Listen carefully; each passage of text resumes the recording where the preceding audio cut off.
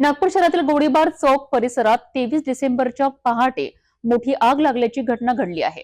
Bajirao गल्लीतील Sai garments या कपड्याच्या दुकानाला पहाटे 4:30च्या सुमारास अचानक आग लागली।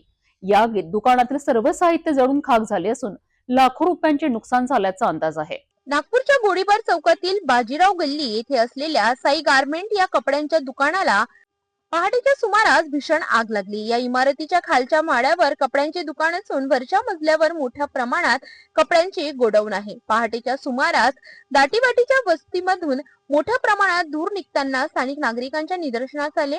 नागरिकांनी तात्काळ अग्निशमन विभागाला घटनेची माहिती दिली। माहिती मिळताच अग्निशमन दलाच्या तब्बल 8 गाड्या घटनास्थळी दाखल झाल्या। मात्र परिसर अतिशय अरुंद आणि दाटीवाटीचा असल्याने अग्निशमन दलाच्या गाड्यांना घटनास्थळी पोहोचताना मोठ्या अडचणींचा सामना करावा लागला।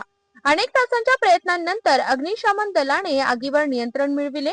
सुदैवाने या आगीत कोणतीही जीवितहानी झाली नाही। मात्र दुकानातील कपडे व इतर साहित्य पूर्णतः जळून राख झाले असून मोठ्या प्रमाणात आर्थिक नुकसान झाले आहे। ही आग शॉर्ट सर्किटमुळे लागल्याचा प्राथमिक अंदाज व्यक्त करण्यात येत असून पुढील तपास सुरू आहे।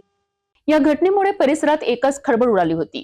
दाटीवाटीच्या वस्तीमध्ये आग लागल्यास किती मोठा धोका निर्माण होऊ शकतो हे या घटनेतून पुन्हा एकदा स्पष्ट झाले आहे।